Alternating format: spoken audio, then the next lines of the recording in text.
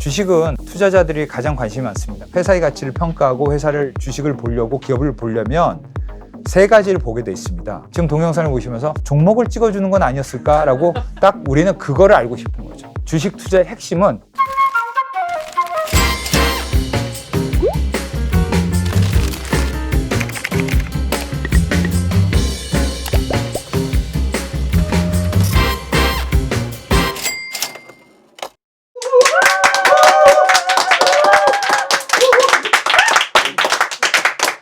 안녕하세요. 안녕하세요. 이동훈입니다. 벌써 5번째 뵙네요. 오늘 주식 얘기하고 6번째는 부동산, 7번째는 대체 투자. 대체 투자는 온갖 잡다한 투자. 그래서 투자에 대한 세그먼트를 3개로 해서 이제 진행할 예정입니다.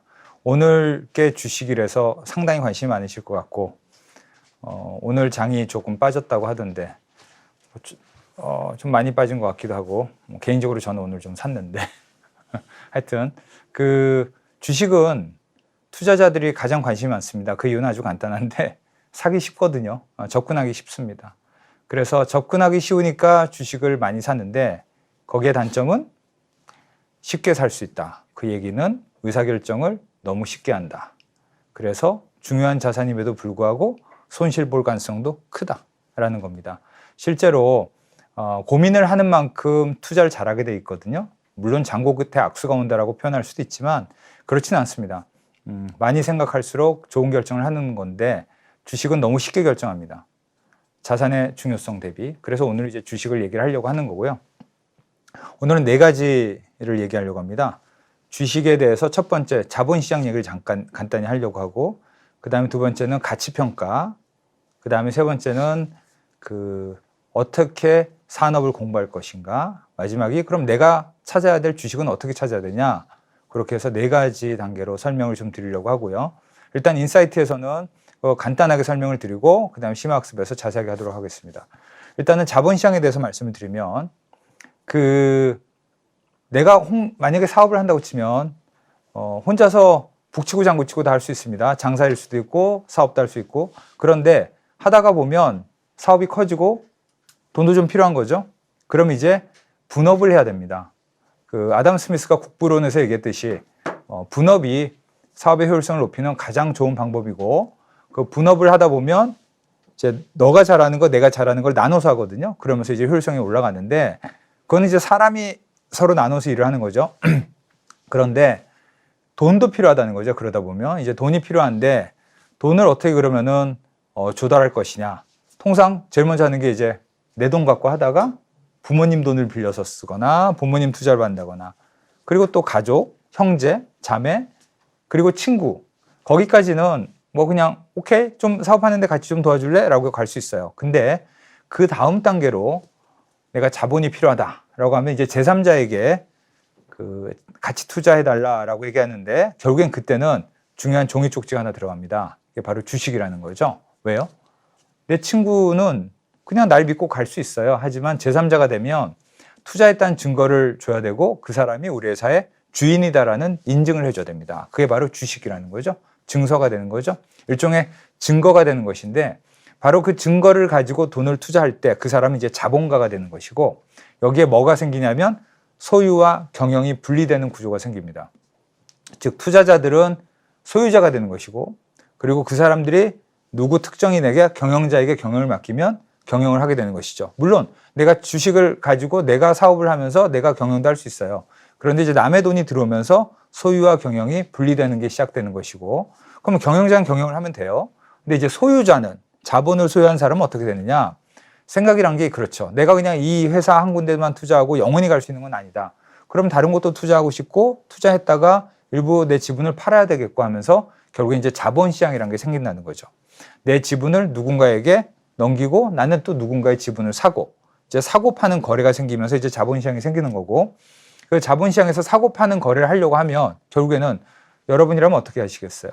사는 거는 최대한 싸게 사고 파는 건 최대한 비싸게 팔아야 되겠죠. 그래서 싸게 사고 비싸게 팔려면 이제 어떻게 해야 되느냐? 내가 투자한 이 회사에 대해서 자세하게 분석을 하기 시작하는 거고, 자세하게 분석을 한다는 거는 결국엔 2가지 관점에서 분석을 하는데, 이 회사의 성장성이 있느냐, 수익성이 존재하느냐. 두 번째는 이 회사는 위험하느냐. 얼마나 위험하냐. 수익성이 높을 만큼 위험한 것이고 수익성이 낮은 만큼 위험하지 않다. 즉 흔히 말하는 우리가 투자에서 가장 중요시 여기는 위험과 수익의 관계를 생각 안 할 수가 없습니다. 그러면서 이제 판단을 하는 것이거든요.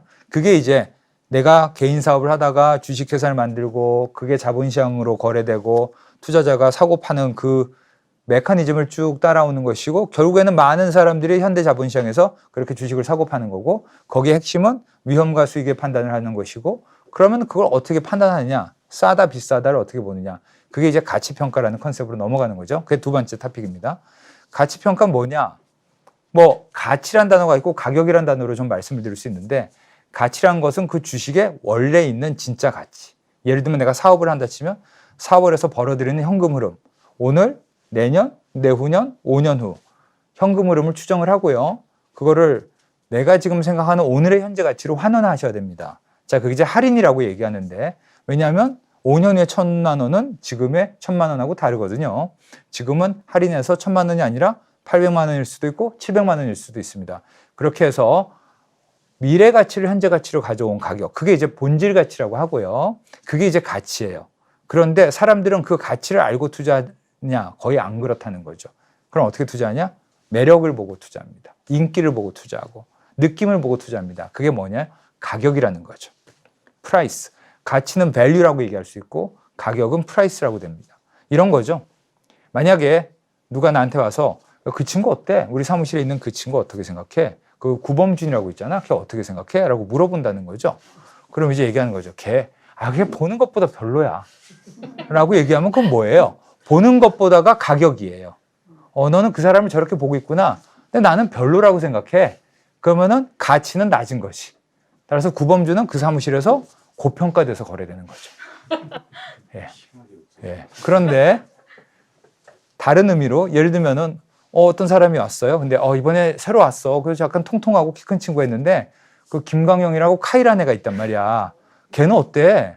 내가 좀 약간 별로 아니야? 이렇게 물어봤죠. 그랬더니 걔 생각보다 진국이야. 라고 얘기하면 보이는 거는 가격인데 진국이란 건 가치인 거지. 그래서 가격보다 가치가 높은 거죠. 그러니까 과소평가되어 있는 거죠. 저평가되어 있는 거죠. 딱 우리는 그거를 알고 싶은 거죠. 주식 투자의 핵심은 가치와 가격을 구분할 줄 아느냐. 구분할 수 있으면 오늘 폭락한 장에서 나는 주식을 살 수도 있고 구분할 수 없으면 오늘 폭락한 장에서 남들하고 같이 팔 수도 있는 것이죠. 근데 내가 아는 가치가 있다면 나는 의사결정을 할 수 있는 거죠. 자, 그래서 가격과 가치 매우 중요하고요. 특히 가치를 아는 것이 중요하고 가치를 아는 방법은 두 가지가 있는데 하나는 아까 말씀드린 대로 미래 현금 흐름을 할인해서 가져오는 현금 흐름 할인법이라고 하고 이게 본질 가치 평가법입니다. 이거는 기본적으로 투자를 하는 사람은 내가 직접 할 필요는 없지만 기업 평가 보고서나 산업 분석 보고서에서 있는 말을 이해할 수는 있어야 됩니다. 그게 주식 투자를 하는 사람이 꼭 가져가야 될 태도고요. 두 번째는 이 회사가 비슷한 업종, 비슷한 사이즈, 매출을 가진 회사하고 비교해 볼 때 가격 대 이제 이거죠. 뭐 단기 순이익 대비 주가가 몇 배가 되느냐. 그걸 PER이라고 얘기하고 장부가 대비 주가가 얼마가 되느냐. 그걸 PBR이라고 얘기하는데 그런 비교를 하는 방법도 있습니다. 그걸 상대가치 평가법이라고 하는 거죠. 그래서 주식의 가치를 평가하는 것은 본질가치 평가법과 상대가치 평가법 두 가지로 나눠져 있고 그 두 가지를 동시에 수행하여 내가 생각하는 이 회사의 적정 가치를 알게 되면 이 회사를 사람들이 어떻게 호감을 가지고 보느냐 안 좋게 생각하느냐 그 가격하고 비교해서 나는 액션을 하는 거죠. 구범준이라는 사람은 너무 비싸게 보는 것이고 카이라는 사람은 싸게 본다면 저평가된 주식은 사고 고평가된 주식은 갖다 팔아야 되겠죠. 자, 그렇게 해야 되는 거죠. 자, 그래서 그게 이제 가격과 가치인데 근데 여기서 중요한 건 그럼 내가 매번 이걸 다 하나하나 할 것이냐라는 거죠. 처음에는 그렇게 하시는 게 맞거든요. 그런데 어느 순간 되면 어떻게 되는 거냐면 딱 보면 알아요. 느낌이라는 것도 있는데 그 느낌으로 딱 보면 알아요. 근데 그러면 그 순간 딱 보는 그 순간 1초, 2초, 10초 안에 모든 걸 아느냐? 절대 아니죠. 어떻게 되는 거냐? 내가 오랜 기간 축적되어 온 경험과 학습과 그 다음에 토론과 그 다음에 슬픈 현실과 기쁜 즐거움이 다 합쳐져서 내가 딱 보면 아 느낌이 이런데 라는 느낌이 올 때가 있어요. 그게 이제 어느 정도 투자를 했을 때 여러분들이 얻어야 될 가장 핵심적인 느낌인데, 그럼 그 느낌을 가지려면 뭘 하는 게 중요하냐. 이게 세 번째 토픽입니다. 자, 저는 산업을 얘기하고 싶습니다. 우리가 회사의 가치를 평가하고 회사를 주식을 보려고 기업을 보려면 세 가지를 보게 돼 있습니다. 하나는 우리가 살아가고 있는 이 세상, 거시경제입니다. 거시경제. 굉장히 큰 영향을 주죠. 인플레이션 영향 크고요.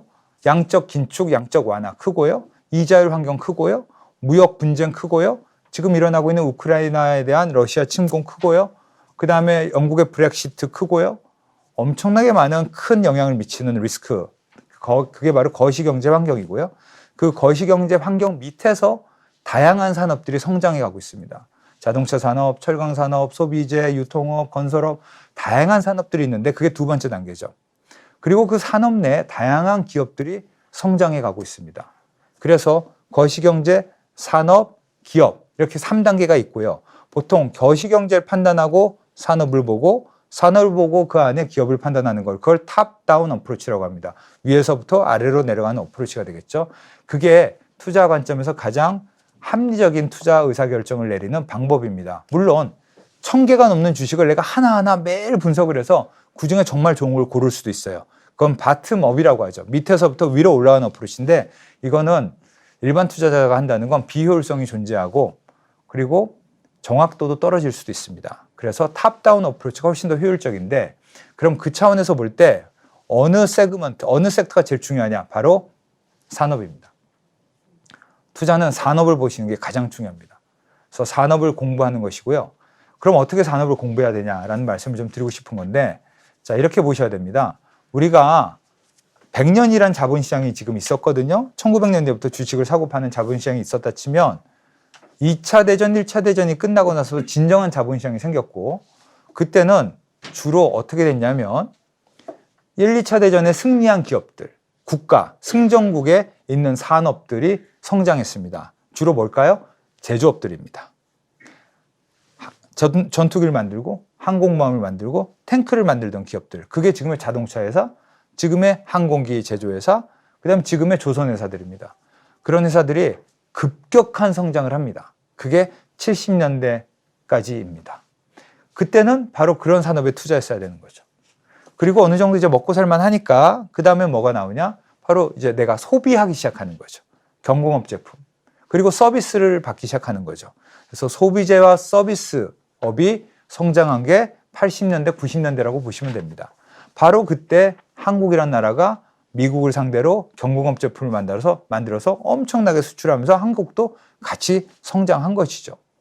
그리고 나서 밀레니엄, 즉 2000년대가 들어서면서는 굉장히 중요한 한 단어가 화두로 떠오릅니다. 바로 기술, 테크입니다. 테크놀로지죠. 테크라는 섹터가 크게 성장하면서 기존의 산업하고 다 합쳐지기 시작합니다. 자동차에도 테크가 들어가고 TV에도 테크가 들어가고, 그래서 일종의 인터넷으로 시작한 테크가 지난 20년간을 리드했고, 그 안에 인터넷 포털도 있고 SNS도 있고 이커머스도 있고 있습니다. 자, 이렇게 해서 성장을 산업이 했고, 우리는 지금 시점에 어느 산업이 성장하는지 보는 게 가장 핵심입니다. 그걸 공부하시는 게 맞고, 그 산업을 공부하는 방식은 여러 가지가 있는데, 마이클 포터라는 하버드 경영대 교수가 가장 유명한 프레임워크를 줬죠. 그게 5가지 힘을 가지고 분석하는 거죠. 이 산업 내에 있는 기업을 분석할 때 경쟁자의 위협, 신규 진입자의 위협, 그 다음에 대체제의 위협, 공급업자의 위협, 소비자의 위협. 이 위협의 레벨을 분석해서 이 산업이 지금 매력적이냐, 매력적이 않느냐를 분석하기도 하고, 또 이 산업에서 있는 기업이나 산업이 추구하는 전략이 뭐냐, 본원적 전략이라고 하는데, 여기 계신 분들도 자기 전략이 있잖아요. 나를 아주 이미지를 좋게 가져가려고 하는 전략이 있는 반면에, 나는 그냥 부르면 아무 때나 나가서 편하게 지내는 사람이야 라는 전략도 있을 수 있어요. 그러니까 그 이미지 전략도 다양하듯이 기업도 고가 차별화 전략을 쓸 수도 있고, 아주 원가를 낮춰서 싼 가격에 공급하는 원가 전략을 쓸 수도 있어요. 그런 것도 그 산업 내 중요한 전략이기 때문에 판단하셔야 되고, 그 다음에 요즘 가장 중요한 거는 글로벌 가치 사슬입니다. 글로벌 가치 사슬, 원재료부터 제조하고 그 다음에 만들어서 판매하고 관리하는 그 사슬 내에서 어느 부분이 돈을 가장 많이 버느냐, 가치가 어디에서 창출되느냐를 분석하는 게 엄청 중요하고 그게 이제 산업을 고르는데 중요한 잣대가 됩니다. 그래서 이렇게 5가지 힘 또는 본원적 전략 또는 글로벌 가치 사슬 이런 것을 통해서 산업을 분석해서 매력적인 산업을 찾아내야 합니다. 그리고 그 산업에 있는 기업들을 발견해내야 되는 거죠. 그러면 4번째 화두로 가겠습니다. 어떤 기업을 발견해내야 되냐라는 얘기가 중요하죠. 그럼 어떤 기업, 어느 기업의 등에 올라타야 되는데 여러 가지 기업들이 달리고 있는데 어느 기업의 등에 올라타야 되느냐를 보는 거죠. 그 차원에서 제가 말씀드리고 싶은 게 이제 제국이라는 단어를 말씀드리고 싶습니다. 왜냐하면 이런 건 컨셉이죠. 산업이 발전을 하면 그 산업의 주도를 하는 기업들이 있습니다. 그 기업들이 결국엔 제국입니다. 그리고 그 큰 기업 밑에서 여러 가지 가치 사슬 속에서 그 기업에 도움을 주거나 기업으로부터 도움을 받는 기업이 있습니다. 그걸 저는 제후국이라고 얘기하고 싶습니다. 즉 산업 내는 제국 역할을 하는 기업이 있고 제후국 역할을 하는 기업이 있습니다. 이건 마치 우리 역사에서 보면 제국을 보는 것과 매우 유사합니다. 당나라 제국도 있고 몽골 제국도 있고 로마 제국도 있고 대영 제국도 있습니다. 그런 제국의 특징들이 뭘까요? 첫 번째, 끊임없이 영토를 확장합니다. 왜요? 거기서 걷어들일 게 많이 있거든요. 그래서 영토를 확장하고 그 다음에 또 하나는 뭐냐? 끊임없이 효율성을 추구합니다. 도로도 깔고 그렇죠? 로마 제국 가면 로마로 통하는 길 다 만들었다고 하죠. 몽골족도 최대한 빨리 가기 위해서 여러 역참제도나 이런 걸 만든다고 하죠. 끊임없이 효율성을 만들어냅니다. 확장을 하고 효율성을 만들고 또 하나는 인기를 유지하려고 합니다. 바로 그 제국의 시민이 되는 것이 엄청 중요하죠. 로마 시민이 되는 순간 하루에 빵 하나를 얻어먹듯이 그렇죠. 대영 제국이 되는 순간 전 세계를 다니는 어떤 위엄, 그 프레스티지라고 할 수 있겠죠. 그런 권위를 가지듯이 인기를 만들어내고요. 그 다음에 또 하나는 항상 현금을 창출하는 속국을 가지고 있습니다. 왜 그럴까요? 농산지를 가지고 있어야 되거든요. 지금의 우크라이나의 비애가 바로 그런 농산지가 되어 왔던 거죠. 항상 제국들에게. 자, 이런 것들이 어떻게 보면 그 제국들이 가지는 겁니다. 또 하나 마지막에 있습니다. 제국은 시간을 담아냅니다. 하루아침에 제국은 이루어지지 않습니다. 끊임없이 시간을 담아내서 묵혔을 때 제국이 이루어지죠. 이런 역사적 제국이 기업에도 적용된다는 거죠. 영토를 확장하는 건 계속 M&A를 해서 기업을 인수하는 것이고요. 그 다음에 도로를 깐다는 것은 기업이 IT 인프라를 깔면서 코스트를 줄여나가는 것이고요.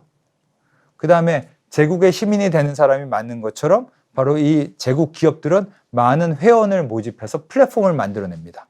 그래서 멤버십, 세바시의 구독자가 140만 명이지. 세바시도 이제 제국인 거죠. 예.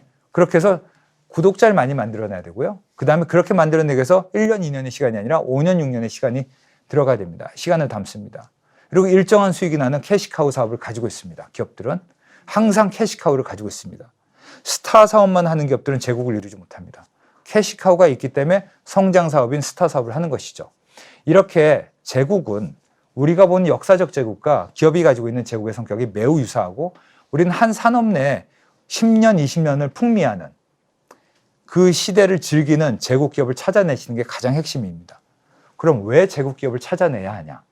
제국 기업을 아는 순간 그 제국 기업 주변에 붙어서 먹고 사는 제후국 기업을 알게 되기 때문이죠. 그리고 거기서 영주도 알게 되고 농노도 알게 되고 그렇게 되는 거죠. 기사도 알게 되고. 그래야 메커니즘, 산업 내 메커니즘에서 어느 제국이 갈 것이고 어느 제후국이 갈 것인지를 판단하게 됩니다. 그게 매우 중요한 것이라는 거죠. 제가 2가지 예를 드리겠습니다. 하나는 인터넷이란 관점, IT란 관점에서 지난 20년간 가장 큰 제후국은, 제국 기업은 누구였느냐? 다 아십니다. 팽입니다. FAANG. 페이스북, 애플, 그 다음에 넷플릭스, 그 다음에 구글, 아마존. 그렇죠. 제가 기억 못하는데 이렇게 얘기해 주시네요. 그래서 이런 기업은 각자의 영역에서 산업에서 제국을 이루고 있고요. 이런 제국의 특징이 뭘까요? 비즈니스 모델을 창출해냅니다. 사업 모델을. 그럼 제후국은 이런 팽을 대상으로 인터넷 서비스를 한다거나 IT 서비스를 한다거나 크립토를 만든다거나 이커머스를 한다거나 하는 그런 거죠. 팔란티어라든가 그렇죠. 그 다음에 그 페이팔이라든가 이런 회사들이죠. 그게 제후국들입니다. 제후국들은 제국이 만든 비즈니스 모델을 활용하는 기업들입니다. 따라서 BM을 창출하는 제국을 알게 되면 BM을 활용하는 제후국들이 보이는 거죠. 그 과정을 이해하는 게 매우 핵심입니다. 팽에 대한 제후국들. 같은 의미로 보면 제가 이제 헬스케어 쪽에 있으니까 굳이 예를 한번 들어보면 헬스케어 쪽에 제국들이 있습니다. 흔히 말하는 빅파마들입니다. 파이자, 머크, 로시, GSK 이런 회사들입니다. 그런 회사들이 제국이고요. 그 밑에 신약을 개발하는 회사, 디지털 헬스케어를 하는 회사, 원격 진료를 하는 회사, 그 다음에 의학 원재료를 생산하는 회사가 다 있습니다. 이게 또 제후국들입니다. 이 과정 속에서 먹이사슬에 밸류체인에 들어있다면 이런 회사들은 또 10년, 20년 성장하는 거죠. 사실 잘 보시면 거대 제약사는 지난 30년간 끊임없이 성장했습니다. 다른 주식을 살 필요가 없었던 거예요. 사람들이 가장 중요한 게 의약품이고 의약품을 생산하는 메이저 회사가 되는 그 회사는 제국이 되는 순간 일정한 기간 20년, 30년 멸망하지 않는 거죠. 그리고 그 회사에 붙어있는 제후국들도 같이 성장합니다. 그렇게 투자하시는 거죠. 자, 이렇게 제가 하나는 자본시장, 두 번째는 가치평가, 세 번째는 산업, 네 번째는 제외국 기업, 그리고 제후국에 대한 말씀을 드렸습니다. 이렇게 주식을 보는 걸 제가 좀 말씀드리고 싶습니다. 혹시나 지금 동영상을 보시면서 종목을 찍어주는 건 아니었을까라고 궁금해 하셨을 수도 있으나 겨우 20분 딸랑 얘기하면서 종목을 찍는다는 건 말도 안 되고 이 거대한 투자 유니버스에, 투자의 우주에서 그거는 말이 안 되는 얘기입니다. 저는 본질을 말씀드리고자 했고요. 자, 그럼 이제 마지막 차원에서 이런 얘기를 해보겠습니다. 지난 20년간 한국의 코스피와 미국의 나스닥을 비교해보면 한국의 코스피는 약 1,500 정도였던 게 3,000까지 갔다고 볼 수 있습니다. 약 100% 올랐습니다. 20년간, 15년간. 그런데 미국의 나스닥은 약 3,500이던 지수가 코로나 직후까지 약 17,000까지 갔으니까 거의 5배 올랐습니다. 자, 그럼 궁금하지 않으세요? 왜 한국은 2배밖에 안 올랐는데 미국의 나스닥은 5배나 올랐을까? 그 이유는 미국의 제국기업이 많았기 때문입니다. 미국이 전 세계를 리드하는 제국기업을 다 탄생시켰죠. 그러니 그 제국 밑에서 먹고 사는 조공을 바치면 먹고 사는 조공을 바치는 제후국도 엄청나게 많은 겁니다. 그렇기 때문에 15년간 IT 혁신을 통한 테크 혁신을 통한 제국과 제후국은 전부 미국에 있었기 때문에 다른 어느 나라보다 더 많은 속도로 상승했고 그걸 우리가 알았더라면 다른 생각 안 하고 미국에 있는 주식을 샀으면 큰 수익을 봤을 겁니다. 반면에 한국은 100%밖에 안 올랐어요. 아쉽죠? 자, 그렇다면 여기서 제가 함의를 하나 던지겠습니다. 미국이 그렇게 오를 때 국민소득이 3만 불에서 시작을 했습니다. 그리고 5만 불까지 갔습니다. 그 사이에 5배 올랐습니다. 이게 무엇을 의미할까요? 우리가 지금 3만 불을 넘어서서 3만 5천 불에 들어가고 있습니다. 앞으로 한국은 5만 불까지 갈 거라고 저는 생각합니다. 제가 생각하는 한국의 산업 구조는 포지셔닝이 좋습니다. 자, 여러모로 잘 돼 있습니다. 어떤 지배 구조나 어떤 정치적 사회적 이슈보다 한국의 경제 구조나 기업의 구조나 인력 구조가 뛰어납니다. 그렇다면 한국은 앞으로 지난 20년간 미국이 성장했던 것처럼 저는 한국이 성장할 수 있다고 생각합니다. 그럼 어떤 일이 발생할까요? 한국에도 미국과 같은, 하지만 미국의 스케일은 아니겠습니다만 우리 한국과 아시아의 스케일에 걸맞는 제국 기업들이 계속 나올 겁니다. 두 부류에서 나오죠. 하나는 거대 기업입니다. 거대 그룹들이죠. 4대 그룹부터 시작해서 그 기업 그룹들이 여러분들이 생각하시는 것보다 훨씬 더 글로벌한 포지셔닝을 가져가고 있습니다. 세계 1위 제품을 만드는 기업들이 많습니다. 바로 세계의 제국 기업이 될 가능성이 큽니다. 따라서 그 기업들의 제후국 기업들도 같이 갈 수 있죠. 두 번째는 뭘까요? 스타트업입니다. 한국은 스타트업이 장려되는 국가로 어느 순간 바뀌어가고 있고요. 지금 현재 약 유니콘이라고 하는 회사 가치가 1조가 넘는 기업이 약 18개 정도로 카운트된다고 합니다. 그런데 실제로 현실에서 보면 30개 정도 나올 거라고 보고 있고요. 자, 이런 유니콘 기업이 앞으로 10년, 20년이 되면은 데카콘 기업이 될 것입니다. 10조, 20조 되는 기업이 있을 겁니다. 그래서 한국의 포지셔닝은 거대 대기업도 제국 기업이 될 것이고요. 스타트업에 시작하는 제국 기업들도 나올 것입니다. 아주 좋은 방향성을 가고 있는 거죠. 따라서 우리가 20년 전에 미국을 보시듯이 우리는 한국의 주식을 볼 필요가 있습니다. 주식의 본질은 뭐냐? 정확하게 보면 가치를 보고 가격과 비교하고 산업 속에 있는 것도 중요하고 다 중요한데 투자라는 관점에서 한국의 주식을 보면 바로 뭐냐면 국가에 투자하는 것입니다. 사실은. 주식시장은 그렇습니다. 국가가 기업을 반영하고 기업이 주가를 반영하는 것인데 결국엔 한국이라는 나라의 발전 가능성에 연결되어 있기도 합니다. 어떻게 보면 한국의 발전 가능성에 베팅하는 게 주식 투자이기도 합니다. 그래서 한국 주식을 100% 하는 거는 전 위험하다고 생각하지만 같은 의미로 보면은 미국이 10년간, 20년간 성장했듯이 우리도 그렇게 성장할 수 있기 때문에 저는 산업 내 제국 기업을 찾아서 제후국과 같이 포지션을 잡고 장기 투자하시는 전략을 하시는 게 중요하고요. 왜 또 중요하냐? 이렇게 해야만 잠깐 스쳐가는 투자도 눈에 보입니다. 절대 오해하지 마십시오. 잠깐 스쳐가는 것만 하다 보면 기차가 서울역에서 출발해서 부산까지 가는 동안 풍경을 한 번도 보지 못합니다. 풍경을 봐야 그 안에 있는 기찻간 안에 있는 쌀은 달걀이 보이는 거죠. 그래서 반드시 큰 그림을 보고 주식 공부를 하시고 그러면서 그 안에서 제국가, 제후국가, 그 다음에 영주를 찾아내면 스쳐가는 것까지도 보이기 때문에 내가 이 기준을 가지고 지금 트레이드를 해야 되냐, 팔아야 되냐, 사야 되냐에 대한 판단을 나 자신에 대한 신뢰를 가지고 할 수 있습니다. 그게 주식 투자의 전 본질이라고 생각합니다. 그래서 오늘은 이렇게 주식에 대한 얘기를 하고요. 다음번에 이제 부동산 얘기를 하도록 하겠습니다. 이만 오늘 얘기를 마치도록 하겠습니다. 감사합니다.